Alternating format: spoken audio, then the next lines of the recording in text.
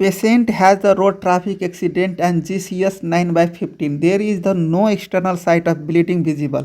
IVF fluid resuscitation was done and patient is the still hypotensive. Which of the following is the least likely cause of the presentation? तो यहाँ पे देखिए external site of bleeding नहीं हो रहा है और आईवीएफ फ्लूइड दे रहा है और पेशेंट हाइपोटेंसिव है तो भी हाइपोटेंसिव है तो लीस्ट लाइकली कॉज क्या हो रहेगा least likely cause of the presentation.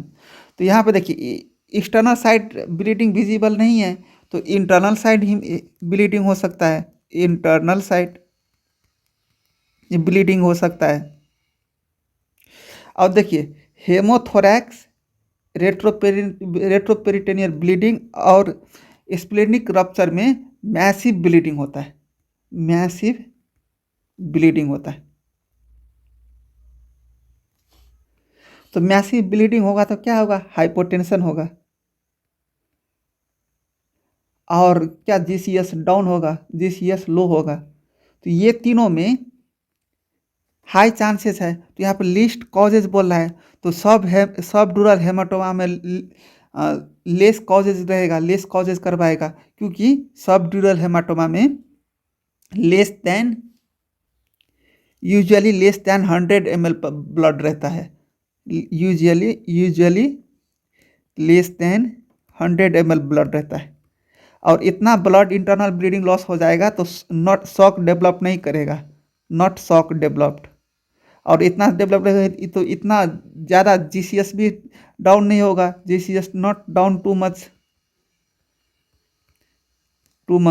तो इसलिए लीस्ट कॉजेज कौन सा हुआ subdural haematoma. A patient was asked copy to the clock face made by the physician. Image on the right is the made by the patient. Which of the following this image? तो यहाँ पे ये जो test है उसको कौन सा test बोलते हैं क्लॉक ड्राइंग टेस्ट। और जो क्लॉक ड्राइंग टेस्ट किसके लिए किया जाता है एपैरेक्सिया के लिए और एपैरेक्सिया में क्या होता है loss of visual spatial skill loss of visual spatial skill. और क्लॉक ड्राइंग टेस्ट में क्या होता है राइट और लेफ्ट रिवर्सल होता है राइट और लेफ्ट रिवर्सल। तो यहाँ पे देखिए ये साइड जो है 12 1 10 ये राइट साइड में है यहाँ पे क्या साइड में कौन से साइड में लिखा है लेफ्ट साइड में तो इसके क्या बोलते हैं राइट लेफ्ट रिवर्सल। और सेकेंड क्या होता है एपैरेक्सिया कंडीशन में omitting 1/2 of the clock omitting 1/2 of the clock 1/2 of the clock ये आधा भाग में ही ओमिट कर देता है सब मतलब आधा भाग छोड़ देता है और आधा ही भाग में सब हटा देता है। देखिए वो टोटल जितना है ना 1 2 3 4 आधा ही भाग में उसी को क्या बोलता है omitting the half of the clock. और ये किस में दिखा देता है एपैरेक्सिया में। A 30 years old man present with the repetitive myoclonic jerk and dementia. Which of the most probable etiology? If patient देखिए myoclonic jerk, dementia और gait ataxia,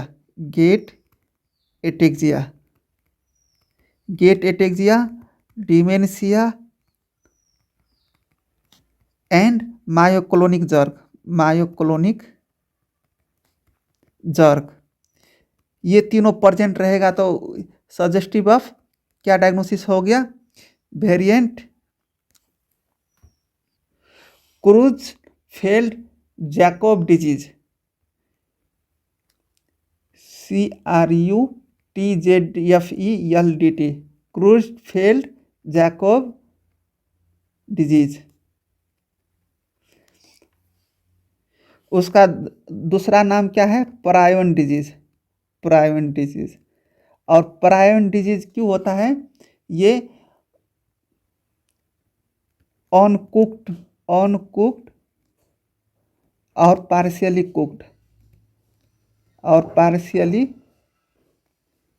कुक्ड बीफ खाने के कारण होता है। और ये प्रायन पार्टिकल है वो cross blood brain barrier, prion particle blood brain barrier cross करता है तो क्या क्या डेवलप होता है, मायोक्लोनिक जर्क, डिमेंशिया और गेट एटेक्सिया। और प्रायन डिजीज में ईईजी में क्या दिखाई देता है, ईईजी में periodic sharp wave complex, periodic sharp complex.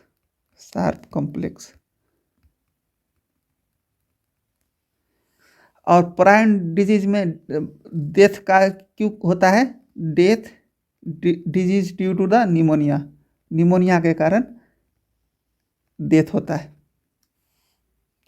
और एमआरआई में, प्रायन डिजीज में एमआरआई में कौन सा साइन दिखाई देता है, hockey stick sign, hockey stick sign. ये एमआरआई में हॉकी स्टिक साइन दिखाई देता है। यही हॉकी स्टिक साइन ईसीजी में डिजोक्सिन टॉक्सिसिटी में दिखाई देता है, और इको में मिट्रल स्टेनोसिस में दिखाई देता है, मिट्रल स्टेनोसिस में। यहाँ पे आंसर कौन सा हो गया, सी। A 60 years old woman present with the weakness is right arm for the duration of the 4 hours. The weakness gradually become lesser and resolve. She is the known case of the hypertensive and BMI is elevated. Which of the following is the probable diagnosis of the case? यहाँ पे देखिए ट्रांजिस्मिक attack का definition क्या होता है, sudden onset neurological symptoms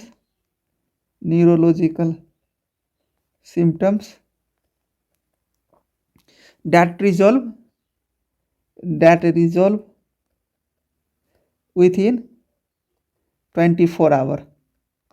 तो यहाँ पे देखिए वीकनेस था राइट आर्म का, वो 4 आवर तक रहा और उसके बाद ये सॉल्व होने लगा, उसके बाद ये gradually become lesser and resolve, ये रिजॉल्व हो गया। तो उसका डायग्नोसिस क्या हो गया, ट्रांजिस्मिक इस्केमिक स्ट्रोक। और ट्रांजिस्मिक इस्केमिक स्ट्रोक्स का वो मतलब स्ट्रोक का सिम्टम्स सब क्या होता है, फास्ट, FAST। फास्ट मीन्स क्या हो गया, facial expression, facial weakness. A means arm weakness. S means क्या होगा, स्पीच डेफिसिट, ये सब। टी मीन्स क्या हो गया, टाइम डिले। टाइम डिले क्यों बोलता है, जितना टाइम डिले करोगे उतना न्यूरॉन सब डैमेज होगा। तो टाइम डिले तो न्यूरॉन डैमेज, और न्यूरॉन डैमेज होगा तो ऑडिटोरेट कंडीशन में जाएगा। A 60 years old patient has the right-sided hemiplegia with macular sparing. Localize the neurological site lesion in the patient. यहाँ पे देखिए विजुअल एक्यूटी में 2 ठो आरटी सप्लाई होता है। विजुअल एक्यूटी में 2 ठो आरटी सप्लाई होता है। एक होता है पोस्टीरियर सेरेब्रल आर्टरी, एक होता है middle cerebral artery. Posterior cerebral artery जो सप्लाई होता है, तो देखिए हेमिनोपिया बोल रहा है, तो यहाँ पे देखिए ये राइट आई हो गया, ये लेफ्ट आई हो गया। तो एक ही साइड में राइट साइड में हेमिनोपियस हो गया है। If posterior cerebral artery block हो जाएगा, पोस्टीरियर सेरेब्रल आर्टरी ब्लॉक हो जाएगा तो यहाँ सेंटर में ऐसे हॉल जैसे बनाएगा, उसी को क्या बोलता है, इफ पोस्टीरियर सेरेब्रल आर्टरी में डिफेक्ट होगा तो मैकुलर स्पेयरिंग हेमिनोपिया बोलते हैं उसको, हेमिनोपिया। और की होल विजन भी बोलते हैं।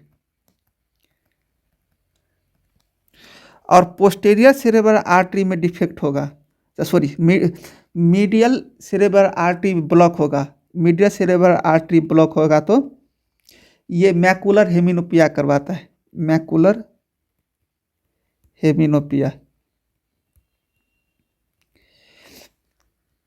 ये 2 आइज हुआ, राइट और लेफ्ट, तो यहाँ पे सेंटर में ही सिर्फ विजन लॉस होता है, यहाँ पे सेंटर में ही सिर्फ विजन लॉस होता है, उसे क्या बोलता है, मैकुलर हेमिनोपिया।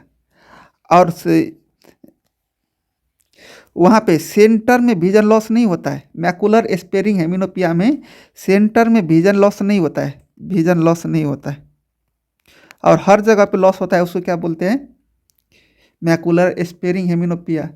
और सेंटर में यहाँ पे लॉस होता है और बाकी हर जगह पे दिखाई देता है विजन, उसी को क्या बोलता है, मैकुलर हेमिनोपिया। और पोस्टीरियर सेरेब्रल आर्टरी और मिडिल सेरेब्रल आर्टरी कहाँ पे सप्लाई होता है, ओसिपिटल कॉर्टेक्स में, ओसिपिटल कॉर्टेक्स में। तो यहाँ पे आंसर क्या हुआ, डी। ऑप्टिक काइज्मा में डिफेक्ट होगा तो ये क्या होगा, बाइटेम्पोरल हेमिनोपिया, बाइटेम्पोरल हेमिनोपिया। देखिए ये 2 आइज हुआ,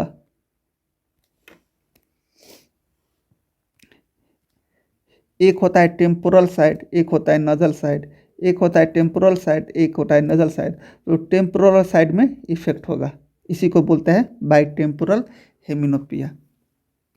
और ऑप्टिक ट्रैक में डिफेक्ट होगा तो क्या होगा, होमोनिमस हेमिनोपिया, होमोनिमस हेमिनोपिया, हेमिनोपिया। होमोनिमस है मतलब एक ही साइड में होता है, तो ये आइज हुआ, ये भी आइज हुआ, ये टेम्पोरल साइड हुआ, ये नेजल साइड हुआ, ये नजल साइड हुआ, ये टेम्पोरल साइड हुआ, तो एक ही साइड में। सपोज टेम्पोरल साइड में जो इफेक्ट हुआ है तो एक ही साइड में होगा, इस साइड टेम्पोरल, इस साइड नजल में, मतलब एक ही साइड में होमोनिमस मीन्स क्या होता है, एक ही साइड में जो डिफेक्ट रहता है उसको बोलता है। तो ऑप्टिक ट्रैक में होगा तो होमोनिमस हेमिनोपिया। और 30 years old alcoholic had a last drink 48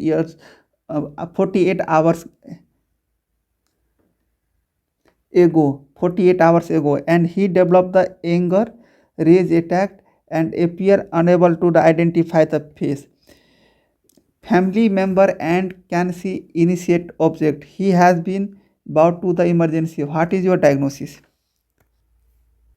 यहाँ पे देखिए एंगर, रेज अटैक और नॉट आइडेंटिफाई द फेस, ये स्ट्रांगली हॉलमार्क फीचर है डिलीरियम ट्रीमंस का।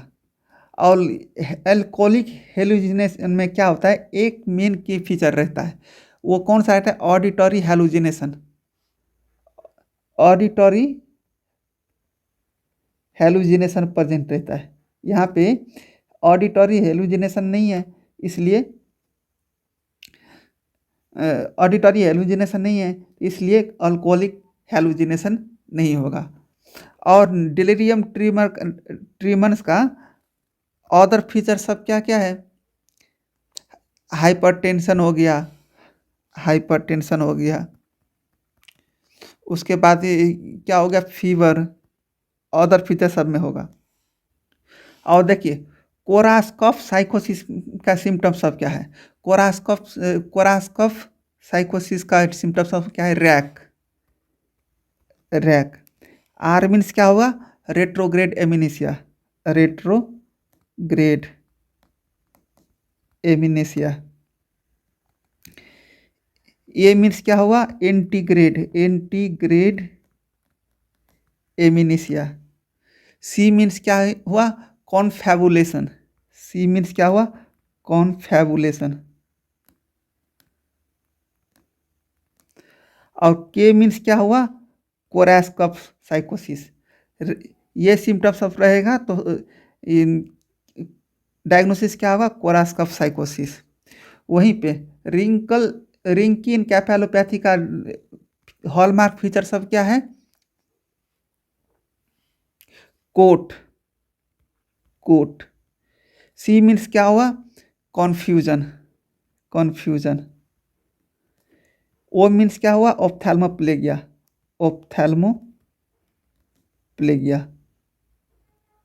और ए मीन्स क्या हुआ, एटेक्सिया। और टी मीन्स क्या हुआ, थायमिन डिफिशियंसी। ये सब हॉलमार्क फीचर है रिंकी इनकेफेलोपैथी का। तो यहाँ पे answer A. A patient had a road traffic accident and was put on the mechanical ventilation. He is the opening eyes and verbal command. He moves all his limb spontaneously. What will be the GCS score? तो यहाँ पे देखिए mechanical ventilation में रखा है patient को, तो mechanical ventilation में रखा है तो उसका इंडिकेट क्या से करता है, टी से।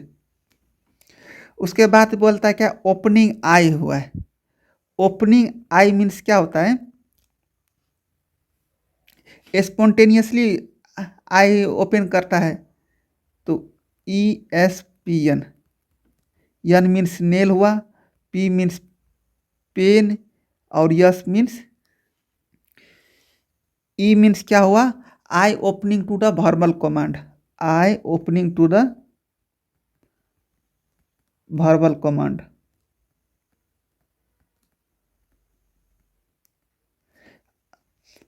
और ई मीन्स क्या हो गया, स्पॉन्टेनियस आई। तो देखिए वर्बल कमांड से आई ओपन कर रहा है, तो यहाँ पे जीसीएस साइकिल कितना हुआ, 3 हुआ। और क्या बोलता है, मूव्स ऑल लिम्ब मूव्स कर रहा है, तो ऑल लिम्ब्स मूव कर रहा है, तो मोटर रिस्पॉन्स कितना हुआ, 6। तो 6 प्लस 3 क्या हुआ, 9। तो 90 आंसर होगा। आप बोलिएगा तो मैं जीसीएस साइकिल के बेसिस पे एक अच्छे वीडियो बनाकर मैं रखेंगे, तो कमेंट कीजिएगा इसके लिए कि जीसीएस पे मैं वीडियो बनाऊं या नहीं बनाऊं। Postural tremor are seen all except. देखिए पोस्टुरल ट्रिमर मीन्स क्या होता है, पोस्टुरल ट्रिमर मीन्स क्या होता है, limb is position against gravity के अगेंस्ट में लिम्ब होता है, लिम्ब का पोजीशन होता है, limb is position against gravity. तो देखिए यहाँ पे अल्कोहल, एसेंशियल ट्रिमर और फिजियोलॉजिकल ट्रिमर, ये तीनों पोस्टुरल ट्रिमर का एग्जाम्पल है। और जनरलाइज पेरेसिस क्या चीज़ में दिखाई देता है, न्यूरोसिफेलिस में। ये लेट मैनिफेस्टेशन ऑफ न्यूरोसिफेलिस है। तो आंसर क्या हो गया, सी। और देखिए ये ट्रिमर 3 टाइप का होता है सर। एक हो गया, कौन सा हो गया, पोस्टुरल ट्रिमर, उसका फ्रीक्वेंसी कितना होता है, 5 to 9 हर्ट्ज। एक हो गया रेस्ट ट्रिमर का फ्रीक्वेंसी कितना होता है, 3 to 6 हर्ट्ज। एक हो गया एक्शन ट्रिमर का फ्रीक्वेंसी कितना हुआ, 3 to 10 हर्ट्ज। इप्सिलैटरल थॉट nerve palsy with crossed hemiplegia is a feature of. यहाँ पे मैंने आपको क्या बोले थे, यहाँ पे क्या हो गया, midbrain pons and medulla pons और मिड ब्रेन। मेडियल साइड हो गया, ये मेडियल साइड हो गया, ये लैटरल साइड हो गया। मेडियल साइड में कौन कौन सा क्रैनियल नर्व इन्वॉल्व होता है, 3, 4, 6 एंड 12। जितना 4 से डिवाइडेड जाता है 12 में, इतना क्रैनियल नर्व मेडियल साइड में इन्वॉल्व होता है। तो मेडियल साइड में कौन कौन सा नर्व इन्वॉल्व हुआ, 3, 4, 6 और 12। बाकी लैटरल साइड में नर्व कौन कौन सा नर्व इन्वॉल्व हुआ, तो लैटरल साइड में हुआ 5, 7, 8, 9, 10 एंड 11। यहाँ पे देखिए third nerve third nerve damage होगा, थर्ड नर्व डैमेज होगा तो ये कौन सा सिंड्रोम करवाएगा? Weber syndrome, weber syndrome. वहीं पे सिक्स नर्व डैमेज होगा और सेवन नर्व, यहाँ पे सेवन रहता है, सिक्स और सेवन नर्व डैमेज रहेगा तो ये कौन सा डिजीज करवाएगा? Millard, Millard Gubler syndrome, Millard Gubler syndrome.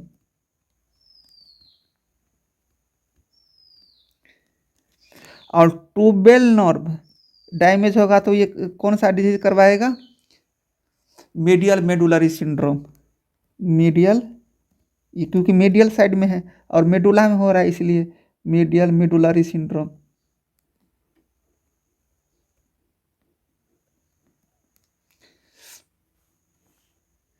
वहीं पे देखिए 8, 9, 10 और 11 में जो डैमेज होगा, 11, 8, 9, 10 और 11 क्रैनियल डैमेज होगा तो कौन सा सिंड्रोम डेवलप होगा? Lateral medullary syndrome, lateral medullary syndrome. तो यहाँ पे आंसर कौन सा हुआ? Weber syndrome.